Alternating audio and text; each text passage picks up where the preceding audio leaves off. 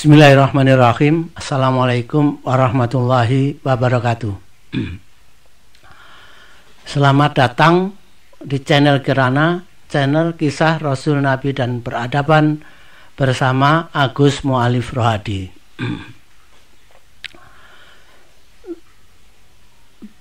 Pada pengkisahan sebelumnya kita telah mengkisahkan pertempuran antara Nabi Musa dengan Nabi Khidir. Nabi Musa pada saat itu diikuti seorang pembantunya, yaitu Yusha bin Nun.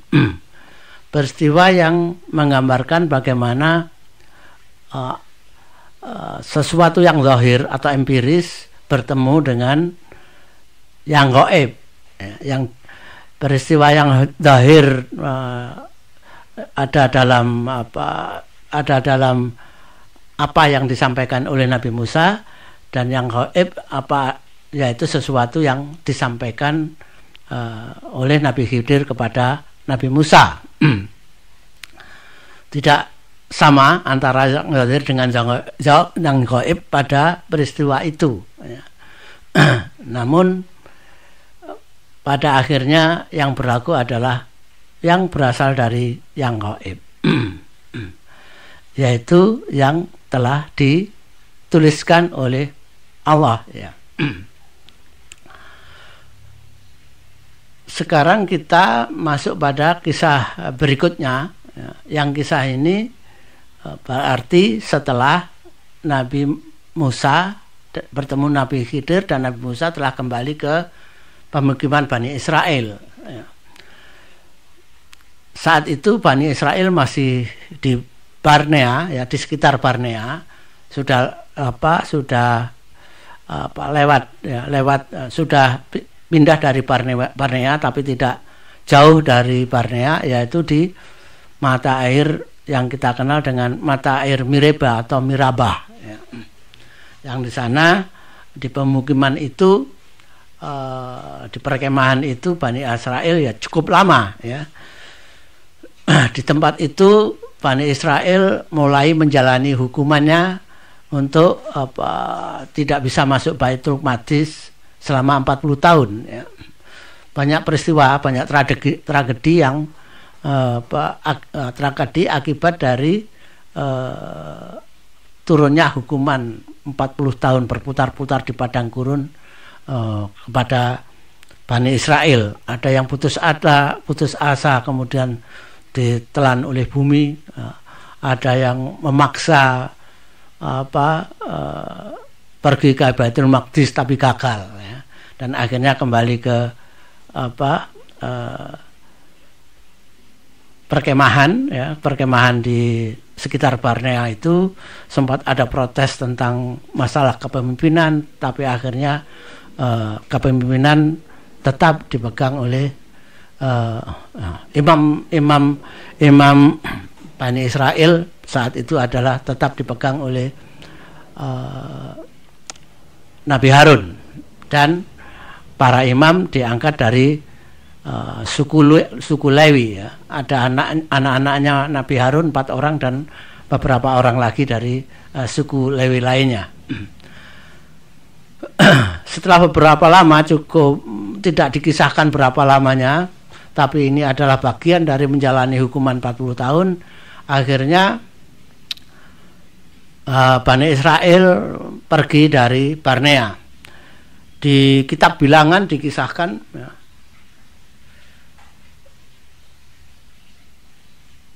tempat-tempat yang menjadi persinggahan atau perkemahan Bani Israel.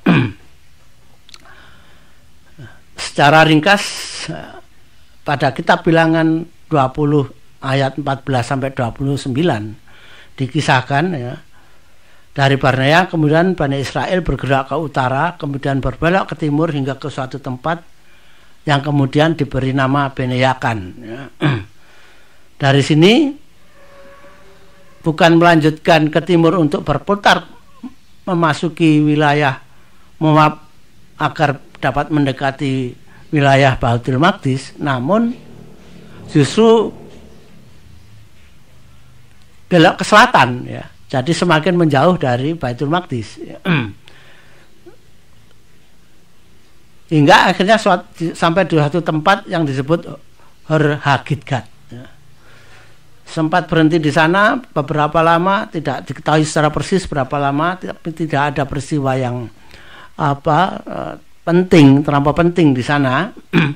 Dari sana kemudian dari Hor Hagidgat, setelah itu mereka melanjutkan perjalanan terus ke selatan, semakin jauh dari Baitul Maqdis, yaitu akhirnya berhenti di Gudgoda, ya. Ke selatan lagi. Setelah itu ke selatan lagi terus menjauh dari Baitul Maqdis hingga di satu tempat yang disebut Yotbata. Kemudian lanjut ke selatan terus hingga sampai di Abrona, ke selatan lagi ke Ezion Geber, ya. Dan akhirnya sampai di tepi laut yang kita kenal sebagai tempat sekarang ini, ya. Sekarang ini di situ ada pelabuhannya negeri Israel, yaitu Eilat, ya, di Eilat, ya, yang sekarang ini jadi kota pelabuhan, ya. Letaknya di ujung utara Teluk Aqobah, jadi paling utara, ujung utara Teluk Aqobah, ya. Jadi semakin menjauh dari Baitul Maqdis yang berada di timur Laut Mati, ya, semakin jauh. Di Eilat inilah ada peristiwa yang disebut di dalam Quran surat Al-A'raf 163 sampai 166, ya. Di tempat ini Bani Israel diberi ujian keimanan lagi oleh Allah karena mereka suka berbuat fasik, ya. Diketahui bahwa mereka punya ketentuan, ya, mempunyai ketentuan untuk menjadikan hari Sabat adalah hari khusus untuk ibadah, ya. Namun pada hari Sabtu atau hari Sabat, ya, di Eilat ini, ya, di Eilat ini Bani Israel selalu melihat kumpulan ikan yang sangat banyak. Sedang pada hari lainnya ikan-ikan tersebut tidak nampak. Jadi ini godaan, ya. Jadi godaan cobaan dari Allah kepada Bani Israel. Pada hari Sabat justru ikan-ikan itu berkumpul sangat banyak, menggoda untuk ditangkap. Tapi pada hari lainnya kemudian menghilang, ya. Tidak seekor pun datang ke dekat pantai, ya, yang bisa dilihat, kan gitu, menghilang, ya. Akhirnya ada sebagian Bani Israel yang tergoda, ya, tapi juga tidak berani melanggar hari Sabat, ya. Terus kemudian kalau kita mengatakan itu ngakali, ya, mensiasati, ya, mensiasati. Jadi kalau pada hari sebelum hari Sabat mereka memasang jaring sebelum hari Sabat, ya. Memasang jaring di tempat di mana biasanya ikan-ikan itu berkumpul. Setelah itu pada hari Sabat mereka tinggalkan jaring-jaring itu, mereka tinggalkan tapi sudah terpasang, ya. Baru lepas hari Sabat, ya, masuk pada hari Ahad, ya, mereka kemudian datang ke pantai untuk mengangkat hasil jaring ikannya itu, ya. Maka mereka memperoleh ikan banyak pada hari Ahad itu. Atas peristiwa ini, ya, muncul tiga kelompok pada Bani Israel, ya. Ada yang mengatakan kelompok pertama adalah orang yang tidak mau ikut-ikutan, ya, tidak mau ikut-ikut, kelompok yang tidak mau ikut-ikutan untuk menangkap ikan, ya, atau memasang jaring sebelum hari Sabat, tidak mau ikut-ikutan itu. Karena mereka berpendapat bahwa pada hakikatnya mereka itu meskipun hari Ahad tidak pergi menangkap ikan, tapi karena sudah memasang jaring sebelumnya, maka pada dasarnya mereka pada hari Sabat itu bekerja untuk nangkap ikan. Ya. Maka mereka tidak mau mengikuti, tidak tergoda ya untuk menangkap ikan ya. Tidak tergoda, dan mereka mengingatkan kepada kelompok yang mengingatkan kepada kelompok Bani Israel yang memasang jaring itu. Kelompok kedua adalah mereka yang memang mengikuti orang-orang yang memasang jaring ya. Mereka berkilah, loh, hari Sabat kita tetap ibadah kok.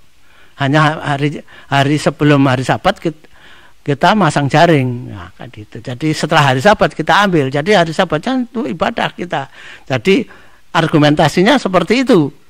Bagi yang menentang, hakikatnya kamu bekerja pada hari Sabat untuk nangkap ikan. Yang kelompok yang satunya enggak, ya, terjadi pertentangan. Terus muncul juga kelompok yang lain, yaitu kelompok yang mendiamkan, ya, tidak melarang, tapi juga tidak ikut. Jadi ada 3 golongan itu. Nah, ternyata apa jawaban Al-Quran terhadap peristiwa itu? Ya. Jawaban Al-Quran terhadap peristiwa itu adalah menghukum orang-orang yang memasang jaring menjadi kera, ya. Menjadi kera ya. Di Quran surat Al-A'raf 163 166. Ini pelajaran ya. Jadi niatnya ya. Jadi niat itu, sejak niat itu memang sudah tercatat bagaimana niatnya itu ya. Hakikatnya bagaimana itu terletak pada niatnya itu. Jadi oleh karena itu ya, Allah memberi pelajaran mereka menjadi kera. Karena apa? Memang niatnya mencari ikan pada hari Sabat, ya, meskipun tidak berbuat apa-apa di hari Sabat. Tapi masang jaring itu adalah niatnya untuk menangkap ikan pada hari Sabat. Maka mereka dihukum menjadi kera. Terhadap hukuman ini ada tafsir yang berbeda, ya. Ada yang mengatakan bahwa mereka orang-orang ini betul-betul menjadi kera, tapi juga ada yang mengatakan bahwa mereka orang-orang yang orang-orang yang mengambil pada hari memasang jaring pada hari sebelum hari Sabat itu adalah sifatnya berubah menjadi bersifat seperti kera. Itulah makna dari peristiwa di Eilat yang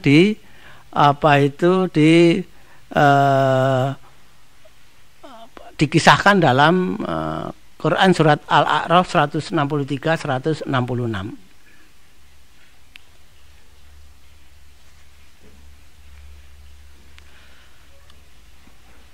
Perjalanan dari Barnea hingga ke Eilat sangat mungkin dalam waktu yang panjang ya.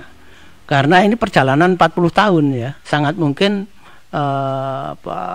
makan waktu yang panjang. Karena ya memang cukup jauh Barnea sama Barnea sama Eilat itu cukup jauh, dan melewati tempat-tempat yang tidak terlampau gersang, banyak tumbuh-tumbuhan sehingga cukup nyaman, dan mereka cukup nyaman tinggal di situ. Dan beberapa tempat yang mereka singgahi mungkin cukup lama, total bisa dari Barnea ke Eilat ya. Dari Barnea ke Eilat ini mungkin sekitar 20 tahun lebih ya. Sekitar 20 tahun lebih. Jadi separuh waktu dari hukuman 40 tahun, bisa lebih. Karena apa? Setelah dari Eilat ini nanti akan ada perjalanan yang relatif singkat, banyak peristiwa yang itu juga memakan waktu ya. Memakan waktu mungkin ya sekitar separuh waktu sendiri ya. Tapi tidak ada yang mengetahui persis ya berapa lama di suatu tempat ya, setelah perjalanan. Beda dengan ketika masih dari masih sebelum dihukum 40 tahun itu ada catatan-catatan dalam peristiwa itu sampai rincian bulan harinya. Tapi kalau setelah turunnya hukuman 40 tahun ini tidak ada rincian berapa lama singgah di satu tempat. Sehingga kita hanya bisa memperkirakan waktunya saja berdasarkan peristiwa-peristiwa yang dialami oleh Bani Israel selama dalam perjalanan. Dari Barnea ke Eilat itu melewati suatu wilayah yang cukup nyaman, ya, tidak menimbulkan masalah besar karena ada air, ada banyak melewati pinggir pantai, bisa cari ikan dan sebagainya.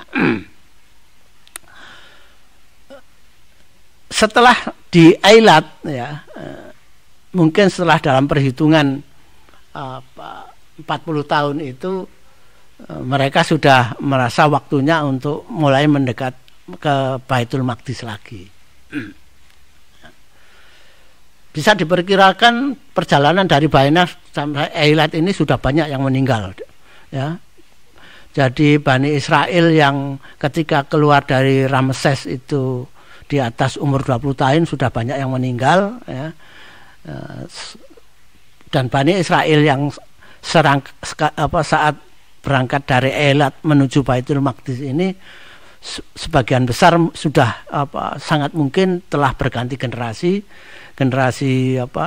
yang tua-tua yang ketika keluar dari Ramses, dari Mesir, dari kota Ramses itu mungkin sudah banyak yang meninggal. Oleh karena itu ketika mereka dari Eilat arahnya adalah menuju Barnea lagi, ya, menuju ke Barnea lagi.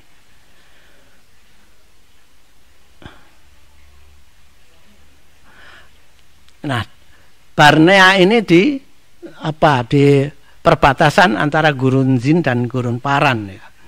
Ya. Kalau ke utara sedikit sudah harus melewati wilayah suku Edom. Wilayah suku Edom. Suku Edom ya saat itu sudah menjadi suku yang sangat besar. Nabi Musa ingin membawa Bani Israel melewati wilayah suku Edom untuk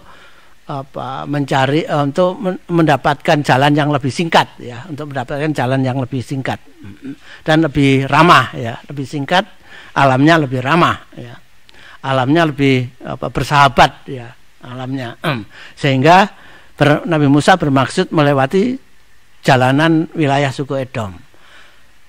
Namun Nabi Musa tidak ingin terjadi perselisihan dengan suku Edom. Oleh karena itu Nabi Musa kemudian mengirim utusan kepada Raja Edom yang saat itu menguasai wilayah Edom, yaitu wilayah Seir, ya.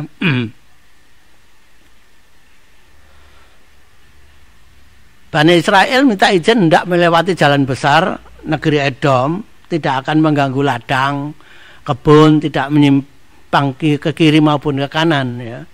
Disebutkan bahwa tidak mengganggu ladang, tidak mengganggu kebun, tidak mengganggu peternakan. Jadi wilayah Edom ini, wilayah Seir ini wilayah yang sangat bersahabat dengan manusia, ya, sangat bersahabat dengan manusia, sehingga ada ladang, ada perkebunan, ya, juga ada peternakan, ya, juga ada peternakan, banyak sumber makanan.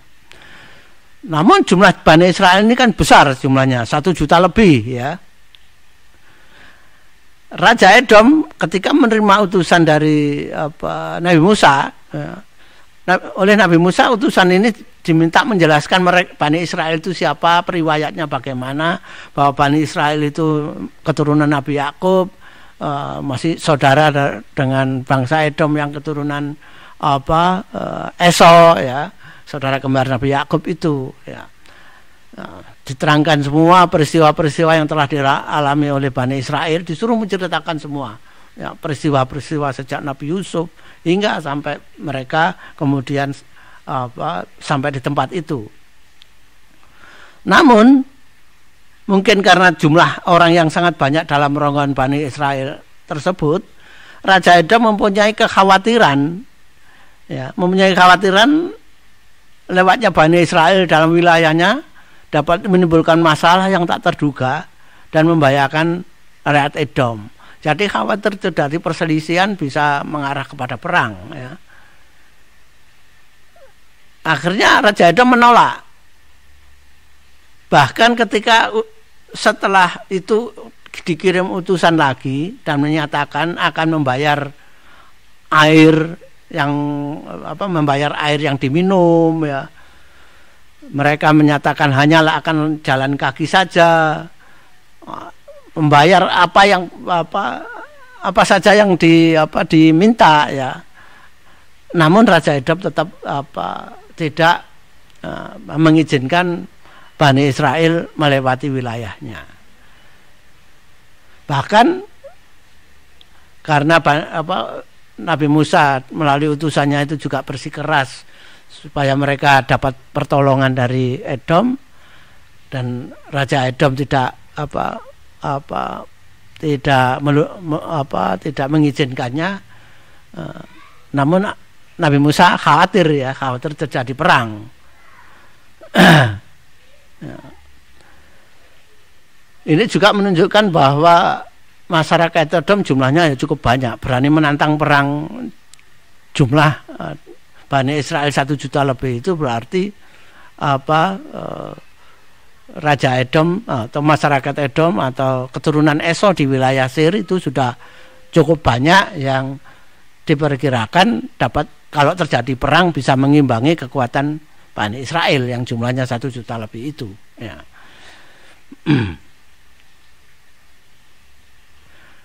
Menghindari perang, jadi Nabi Musa akhirnya memutuskan menghindari perang, ya. Kemudian terpaksa meneruskan jalan mengarungi Gurun Zin, ya.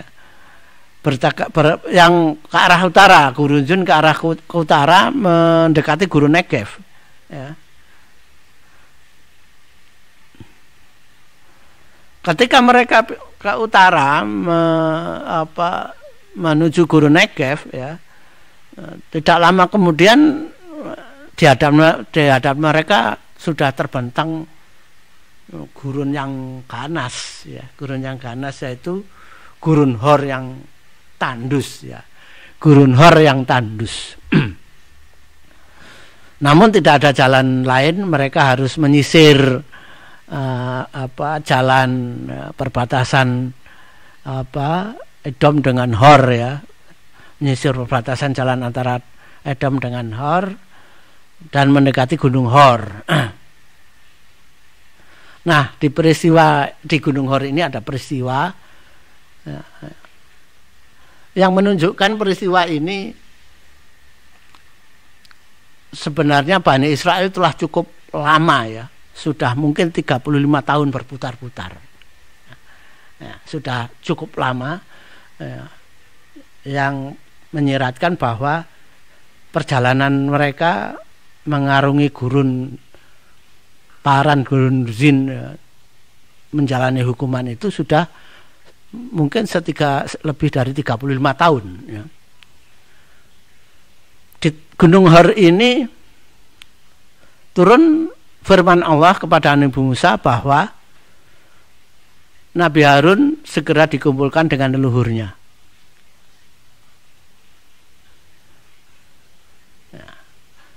Ketika perjalanan sampai di suatu tempat, Nabi Musa mendapat perintah memanggil Nabi Harun dan anaknya yaitu Eleazar. Maka perintahnya adalah perintah Allah agar membawa Nabi Harun dengan diiringi Eleazar untuk naik ke Gunung Hor. Jubah Nabi Harun akan diwariskan kepada putranya Eleazar. Bertiga, Nabi Musa, Nabi Harun, dan Eleazar naik ke Gunung Hor hingga sampai ke kira-kira pertengahan bukit, ya, pertengahan menuju puncak Gunung Hor. Bertiga berhenti di sana. Masih dapat dilihat oleh Bani Israel yang ada di bawah, ya. Posisinya masih bisa dilihat karena memang alamnya itu untuk sampai ke puncak itu bisa dilihat sampai puncak Gunung Hor itu bisa dilihat di jalan di di bawah bukit itu ya. Mas, bisa dilihat ya. Nah, di tengah bukit itu mereka bertiga berhenti, kemudian jubah Nabi Harun dicopot dan kemudian dikenakan kepada Eleazar ya. Dengan pandangan mata seluruh warga Bani Israel ya. Kemudian tidak lama setelah jubah itu dikenakan oleh Eleazar, sejenak kemudian Nabi Harun meninggal dan dikubur di tempat itu, di tengah-tengah Bukit Hor ya, di tengah-tengah menuju puncak Gunung Hor ya. Pada saat Nabi Harun meninggal itu tercatat bahwa Nabi Harun meninggal pada usia 123 tahun. 123 tahun. Dari perhitungan umur itu kita mengetahui bahwa ketika sampai di situ sudah lebih dari 35 tahun berputar-putar ya, lebih dari 35 tahun. Mungkin sudah mendekati 37 tahun ya. Sudah mendekati 37 tahun. Perkiraan saya dalam menghitung-hitung itu. Jadi kalau dengan perhitungan itu maka kita bisa membayangkan ketika mereka pertama kali keluar dari Barnea terus kemudian ke selatan sampai ke Eilat terus kembali itu makanya saya katakan tadi bahwa mungkin perjalanan dari Barnea ke Eilat itu lebih dari 20 tahun. Karena apa? Setelah dari Eilat sampai Nabi Harun meninggal ini kalau kita hitung berdasarkan umur Nabi ya, umur Nabi baik Nabi Musa maupun Nabi Harun, maka sudah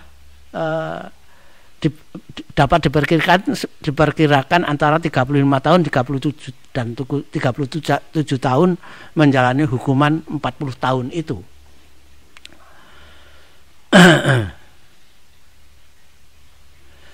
Kemudian Nabi Harun dikubur di tengah-tengah bukit itu ya.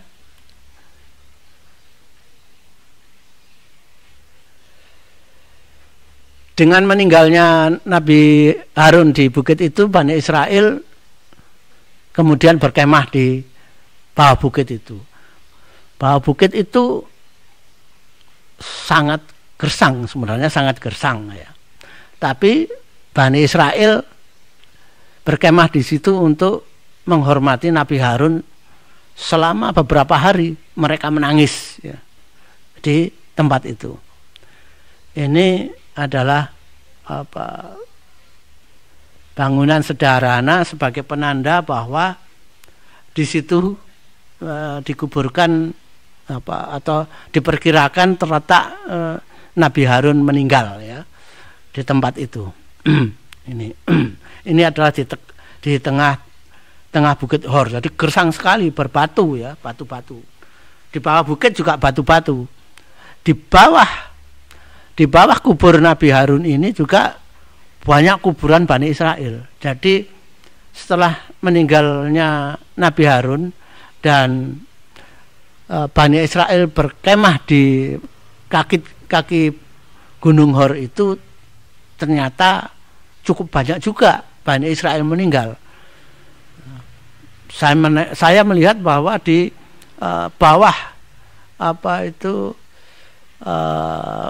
di bawah kubur Nabi Harun itu banyak batu-batu yang menunjukkan itu adalah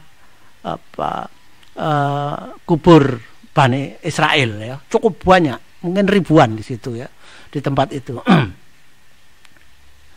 Disebutkan bahwa Nabi Harun meninggal tepat setelah 40 tahun Bani Israel meninggalkan Mesir. Dari situ kita bisa menghitung.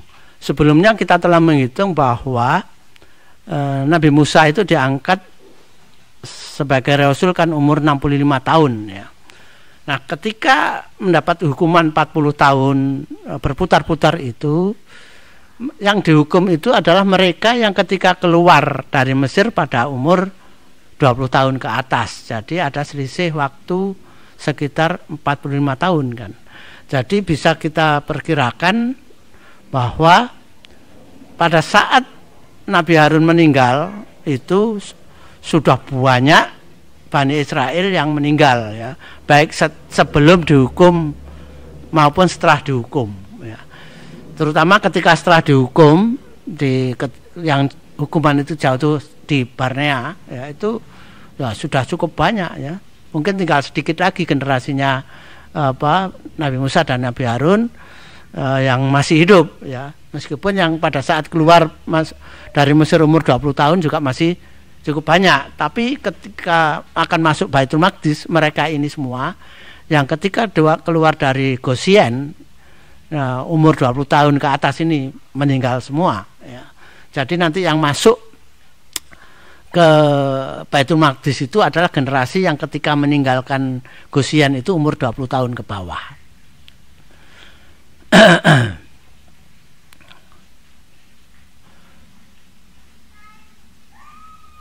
Kita bilangan pasal 21 ayat 1-9 menginformasikan dari kawasan Hor, Bani Israel kemudian melanjutkan perjalanan ke arah Gurun Negev melalui jalan Atarim. Namun perjalanan Bani Israel dalam jumlah besar tersebut kemudian didengar Raja Kota Arad ya, Kota Arad, salah satu puak suku Kanaan, yaitu suku Arad ya. Bani Israel diserang oleh pasukan Raja Arad. Nah, tiba-tiba Bani Israel, ya inilah mengapa sebelumnya Nabi Musa berusaha memohon kepada Raja Edom supaya bisa melewati wilayah Edom di Seir, tapi tidak dipenuhi oleh Raja Edom. Memang faktanya di utara Gurun Zin, yaitu Gurun Negev, ini sudah cukup banyak suku-suku Kanaan yang kalau bersentuhan dengan mereka bisa menimbulkan perang ya. Nah, ketika lepas dari Gurun Hor, ketika jalan yang harus ditempuh adalah jalan yang menuju mendekati kota Arad, maka ternyata memang langsung terjadi perang. Mereka diserang oleh suku Arad ya.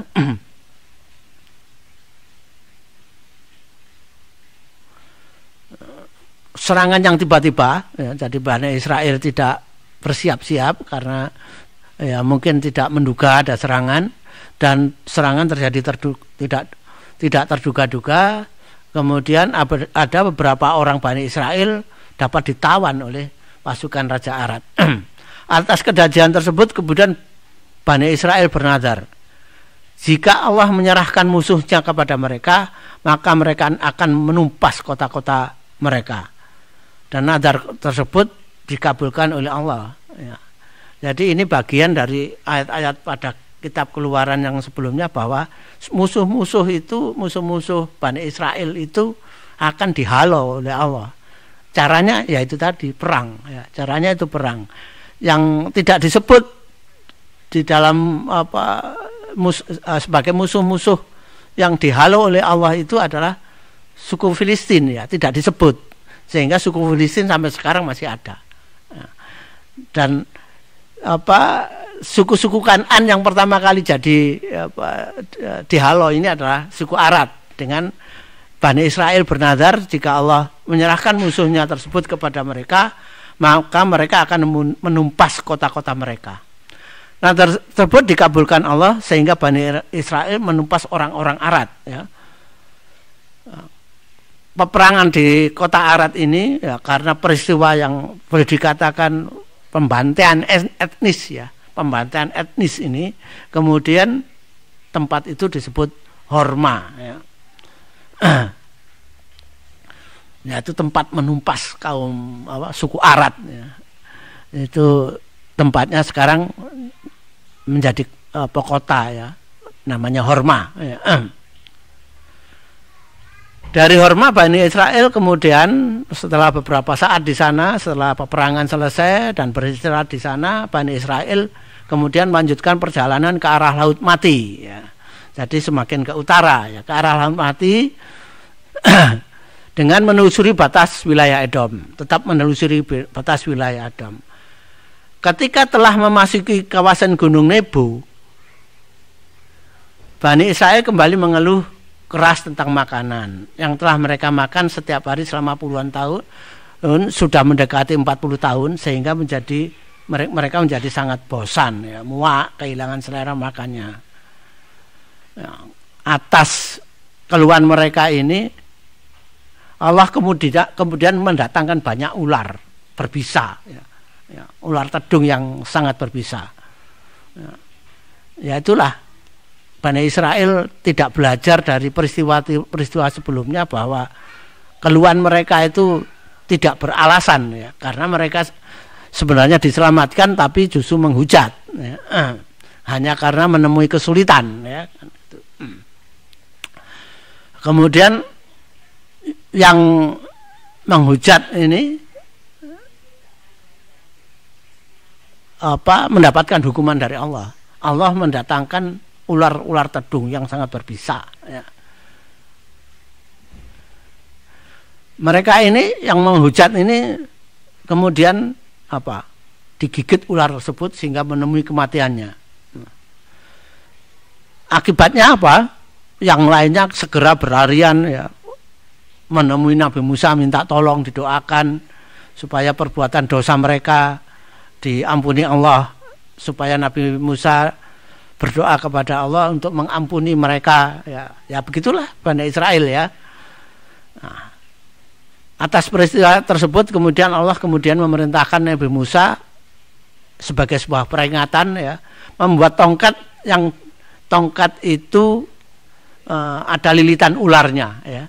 Ada lilitan ularnya. Jadi tongkat yang ada lilitan ularnya terbuat dari tembaga, ya.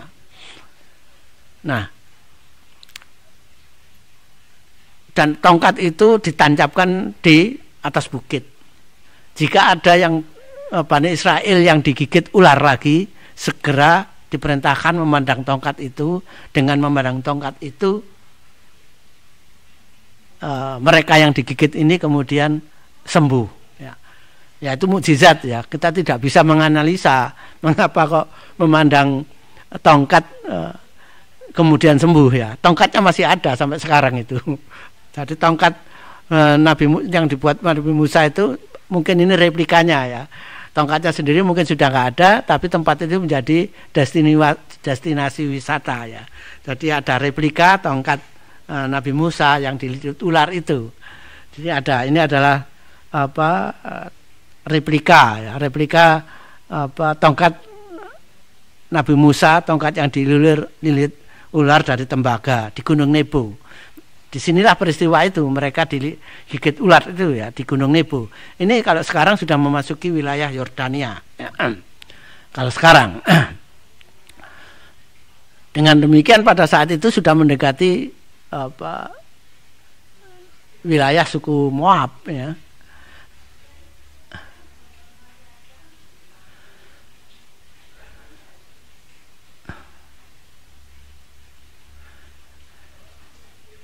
Dengan membuat tongkat dari tembaga itu juga menunjukkan bahwa Bani Israel pada dasarnya pada saat zaman Nabi Musa itu sudah bisa mengolah logam, ya. Sebelumnya ada Samiri membuat anak patung sapi emas, ini membuat tongkat dari tembaga, ya, yang dililit ular, ya. Jadi pada dasarnya pada saat itu Bani Israel sudah punya ilmu bagaimana mengolah logam, ya, emas dan tembaga itu mereka sudah bisa. Emas, tembaga, perak mereka sudah bisa olah, ya.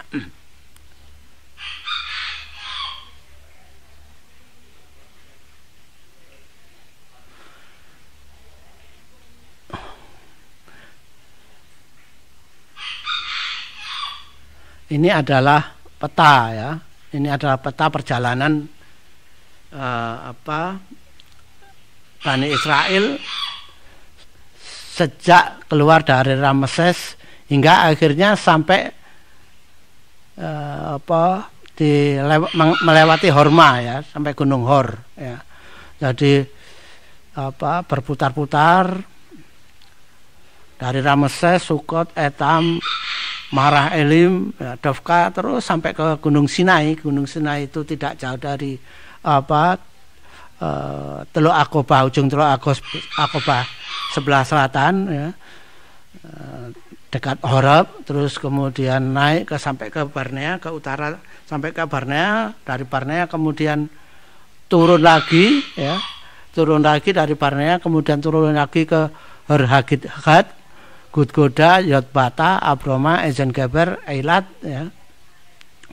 Kemudian kembali lagi ke Barnea ya. Di dekat Barnea itu ada Mirabah ya, ada Mirabah. Dan setelah itu karena tidak bisa melewati wilayah Edom, kemudian mereka ke perbatasan wilayah Edom, menyisir perbatasan Edom dengan Bukit Hor di Negev ya. Setelah itu Nabi Harun meninggal di sana, kemudian mereka sudah mulai mendekati Laut Mati ya, sudah mendekati Laut Mati dan sempat perang di sana. Kemudian muncul kota Horma dan terakhir adalah protes lagi ya, protes lagi sehingga banyak dihukum Allah banyak yang mati digigit ular. Kemudian Nabi Musa diperintahkan membuat tongkat itu tadi. Jadi ini adalah peta ya, perjalanan selama 40 tahun ya. Tepat ketika Nabi Harun meninggal itu disebut dalam kitab Bilangan itu adalah tepat 40 tahun. Jadi mereka ketika meninggalkan Gunung Hor itu sudah lebih dari 40 tahun ya. Sudah melewati sudah melampaui hukuman 40 tahun ya.